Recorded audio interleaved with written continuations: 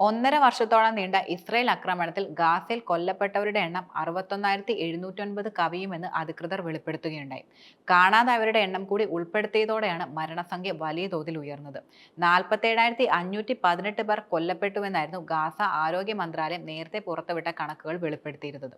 കൊല്ലപ്പെട്ട 76% പാലസ്തീനികളുടെ മൃതദേഹങ്ങൾ കണ്ടെടുത്തതായി ഗാസ ഭരണകൂടത്തിന്റെ ഇൻഫർമേഷൻ ഓഫീസ് തലവൻ സലാമ മഹറൂഫ് തുറന്നു പറഞ്ഞു. എന്നാൽ 14,222 പേരുടെയെങ്കിലും മൃതദേഹങ്ങൾ കെട്ടിടങ്ങളുടെയും വീടുകളുടെയും അവശിഷ്ടങ്ങൾക്കിടയിൽ കുടുങ്ങിക്കിടക്കുകയാണെന്നാണ് അദ്ദേഹം പറയുന്നത്. ഇസ്രയേൽ വംശഹത്യയിൽ ജീവൻ നഷ്ടപ്പെട്ടവരിൽ ഉൾപ്പെടുന്ന 17,881 പേരും കുട്ടികളാണ്. 214 നവജാത ശിശുക്കളെയും സൈന്യം കൊലപ്പെടുത്തിയതായി അദ്ദേഹം മാധ്യമങ്ങളോട് പറഞ്ഞു. 20 ലക്ഷത്തിലേറെ പേർ കുടിയൊഴിക്കപ്പെടുകയും ചെയ്തു. ചിലർക്ക് 25 തവണ വീടും ടെന്റുകളും വിട്ട് പലായനം ചെയ്യേണ്ടതായ അവസ്ഥയും വന്നു. പ്രധാനപ്പെട്ട ഒരു കാര്യം അടിസ്ഥാന സൗകര്യങ്ങൾ പോലും ഇല്ലാത്ത സാഹചര്യത്തിലാണ് അഭയാർത്ഥികൾ ജീവിച്ചതെന്നതാണ്. പീരങ്കികളും ഡ്രോണുകളും ഉപയോഗിച്ച് ഇസ്രായേൽ സേന നടത്തിയ നിരന്തര ബോംബിടലിൽ 1,11,588 പേർക്ക് വിവിധ തരത്തിലുള്ള പരിക്കേറ്റതായി മഹറൂഫ് വെളിപ്പെടുത്തുകയുണ്ടായി. സാധാരണക്കാർക്ക് മാത്രമല്ല, മറിച്ച് ഗാസയിലെ ആരോഗ്യ പ്രവർത്തകർക്കും മാധ്യമ പ്രവർത്തകർക്കും സന്നദ്ധ പ്രവർത്തകർക്കും കനത്ത ആഘാതമുണ്ടാക്കിയതാണ് ശരിക്കും.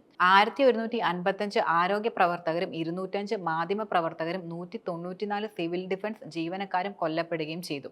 മരണസംഖ്യ ഉയർന്നതിൽ അത്ഭുതമില്ലെന്ന് Amnesty International secretary general Agnes Callamard തുറന്നു പറഞ്ഞു. ഗാസയിൽ ഇസ്രയേൽ വംശഹത്യ നടത്തിയെന്നും അതിന്റെ ഉത്തരവാദിത്തം ഇസ്രയേൽ സർക്കാർ ഏറ്റെടുക്കണമെന്നും അവർ ആവശ്യപ്പെടുകയും ചെയ്തിട്ടുണ്ട്. അതേസമയം ഗാസയിലേക്ക് കൂടുതൽ സഹായം എത്തിക്കാൻ ഖത്തർ എയർ ബ്രിഗേഡ് രൂപീകരിക്കുകയുണ്ടായി. റാഫ അതിർത്തി വഴി കൂടുതൽ രോഗികളെ ചികിത്സയ്ക്കായി പുറത്തേക്ക് കൊണ്ടുപോകാനും നടപടിയായിട്ടുണ്ട്. രണ്ടാം ഘട്ട ചർച്ചയ്ക്ക് തയ്യാറാണെന്ന് ഹമാസ് നിലവിൽ അറിയിക്കുകയും ചെയ്തിട്ടുണ്ട്. വാഷിംഗ്ടണിലുള്ള ഇസ്രയേൽ പ്രധാനമന്ത്രി ബെഞ്ചമിൻ നെതന്യാഹു ചർച്ചയ്ക്ക് സംഘത്തെ അയക്കാനില്ലെന്ന തരത്തിൽ റിപ്പോർട്ടുകൾ പുറത്തുവരികയും ചെയ്തിരുന്നു. മാതൃരാജ്യത്ത് നിന്നും കുടിയൊഴിപ്പിച്ച് മറ്റ് രാജ്യങ്ങളിലേക്ക് നാട് കടത്താനുള്ള ഒരു നിർദ്ദേശം പാലസ്തീൻ അംഗീകരിക്കുന്നില്ലെന്ന് Palestine authority president Mahmoud Abbas വെളിപ്പെടുത്തി.